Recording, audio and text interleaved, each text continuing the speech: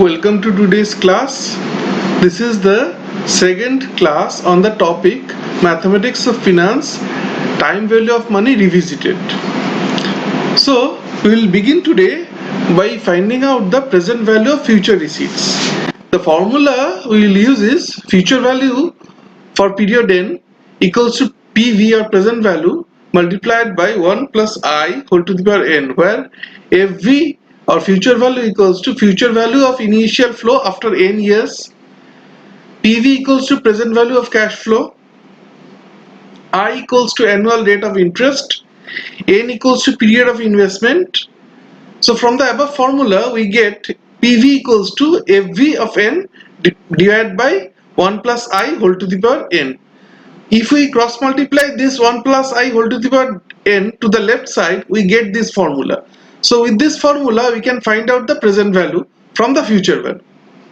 For example, if one receives rupees 5,000 at the end of 5 years from now, what is the present value of rupees 5,000 received after 5 years using discounted rate of 10%? So PV equals to 5,000 divided by 1 plus 0.10 whole to the power 5 equals to 5,000 multiplied by 0.621 equals to rupees 3105, or we can also write it as 5,000 and this value is 1.61051. 5,000 divided by 1.61051 equals to 3105. Next example, find out the present value of future payments for different years if the time value of money is 10%.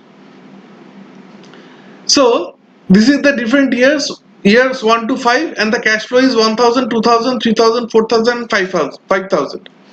To find out the present value of future cash flows, we use discounting factors at 10% rate to discount the future receipts. So these are the different years, these are the cash flow, these are the discounting factors at 10%. You can find out the discounting factors at the end of any financial management books. So at 10% rate, these are the present value of 10% at 10% rate. Present value discounting factors. First year it is 0.91, second year equals to it is 0.83, third year it is equal to 0.75, and so on. And 1000 multiplied by 0.91 equals to 910, 2000 multiplied by 0.83 equals to 1660, and so on. So the total of the discounting factors comes to 3.79, and the discounted cash flow, the total comes to 10640. So using annuity factor for determining present value of equal annual flow. For example, if a person receives rupees 5,000 per year for 5 years, the present value of the equal annual inflow for 5 years, assuming discounting factor of 10%, will be calculated by using present value annuity factor. Here present value equals to 5,000 multiplied by 3.79. Please note that the total of the discounting factors is the annuity factor. So 5,000 multiplied by 3.79 equals to 18,950. We can use this annuity factor if the inflow or the cash flow are equal in different years. So let's come to the next example. If a person expects to find out the present value of investments which will yield rupees 1,000 in perpetuity discounted at 10%, the appropriate factor can be calculated by dividing 1 by 0.10, which is 10. So the resulting factor is 10.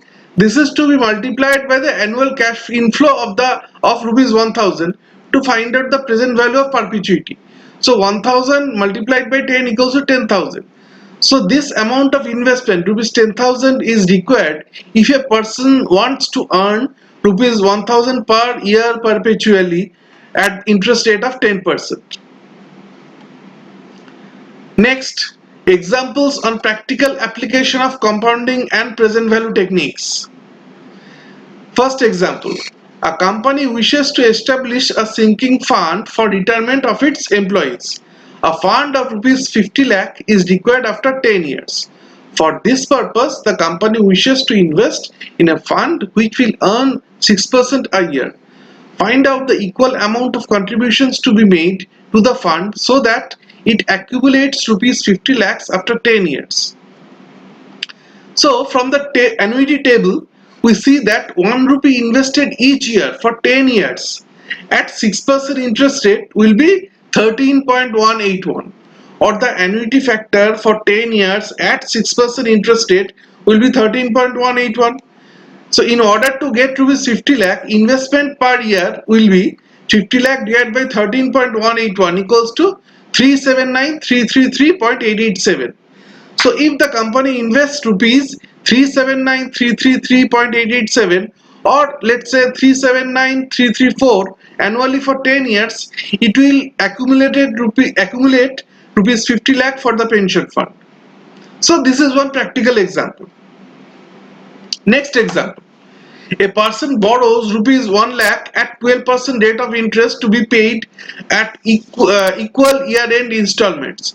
What will be the size of installments if the repayment period is 5 years? This is a problem of loan amortization. It involves the finding out the future payments over the term of loan whose present value at the interest rate just equals the initial principal borrowed.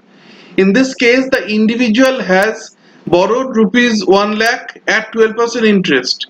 In order to determine the size of the payments, the 5-year annuity discounted at 12%, which has a present value of rupees 1 lakh, is to be determined determined from the present value annuity table. The present value of annuity of rupee 1 at 12% rate of interest for 5 years is 3.605. So P equals to C, where P equals to present value and C equals to amount of annuity. Here P equals to 1 lakh. Annuity discount factor ADF equals to 3.605. So C equals to P divided by ADF, because according to the formula P equals to C multiplied by ADF, or annuity discounted factor. So C equals to P divided by ADF, or P equals to 1 lakh divided by annuity discounting factor, that is 3.605. So 27,739.25. This is the answer. So the person will have to pay rupees 27,739.25 for 5 years as loan repayment, that is principal plus interest, if he borrows rupees 1 lakh at 12% interest. Next example, determining the growth rate in dividends. The following are the dividends paid by a company over 5 years. Year 1, 2, 3, 4, 5, dividend 25, 35, 45, 47 and 50. Change over year. This is change over first year, this is change over second year, change over third year and change over fourth year. Increase in dividends over year 1 to 5 is 50 divided by 25, that is 50 divided by 25 equals to 2 times. From the compound value interest table, we find that for 4 years the growth rate of rupee 1 at 19% is 2.005, which is closest to the factor found out, which is 2. So the growth rate of dividends over year 1 to 5 is 19%. Once again, this is change over year 1, this year 2, this is change over year 1, this is change third year, it is change over year 2, this is change over year 3, this fourth year, this fifth year we have found out the change over year 4. So over the 5 years dividend has increased from 25 to 50. So the increase in dividends is 50 divided by 25 equals to 2 times. From the compound value interest table, we find that for 4 years the growth rate for 4 years, the growth rate of rupee 1 at 19% is 2.005, which is closest to the factor found out, which is 2. So the growth rate of dividends over year 1 to 5 is 19%. So this is the growth rate. Next, determining the current value of debentures. Suppose a debenture pays interest at the rate of 8% per annum. The debentures are to be repaid after 10 years at a premium of 5%. The face value of debenture is rupees 100. Interest is paid every 6 months. What is the current worth of debentures, assuming appropriate market discount rate on debentures of similar risk and maturity is equal to the debenture coupon rate, that is 8%. Since the interest is compounded semi-annually over 10 years, the relevant compounding period equals to 20. Semi-annually over 10 years equals to 20 years period, and the discount rate will be 1/2, that is 4%. 8% for 10 years semi-annually compounded semi-annually equals to 4% compounded for 20 years. This is equal to 20%, and the discount rate will be 4% of the yearly rate of 8%. In other words, the investor will have annuity of rupees 4 for 20 years. The present value interest factor for 20 years and 4% from relevant table is 13.590, which when multiplied by 4 gives us a present value for the interest cash flow, that is rupees 54.36. The present value of the maturity value of rupees 105, that is debenture redeemed at 5% premium, will be found out by multiplying 105 by the factor for the present value of rupee 1 to be received 20 years from now at 4%. Discount factor being 8% for 10 years. The PV factor from the table is 0.456 multiplied by 105 maturity value. The present value is 105 into 0.456 equals to 47.80. So the total value of the debentures would be equal to the total of this interest cash flow and the value of the principal redeemed. So 54.36 plus 47.88 equals to 102.24. So this is the answer. Next example.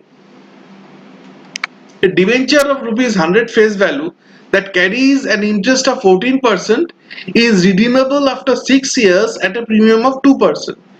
The owner of one debenture will enjoy the following benefits. At the end of year 1, 2, 3, 4, 5, 6, he will have interest income of rupees 14 for all these years.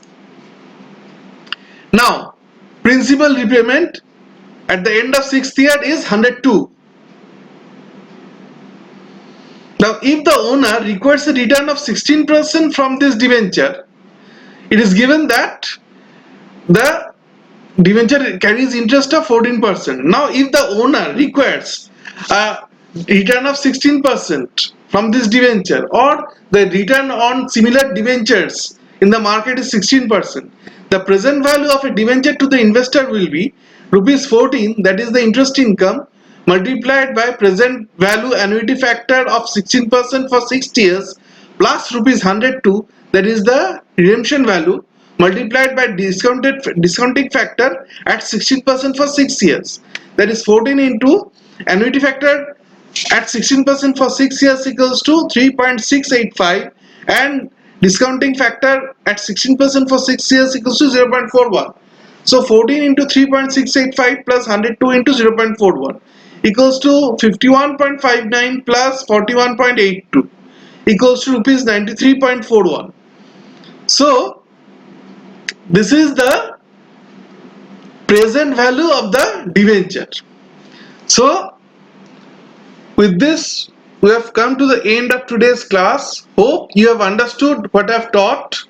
If you have any questions or doubts, feel free to comment. I will be happy to answer. Thank you for watching this video.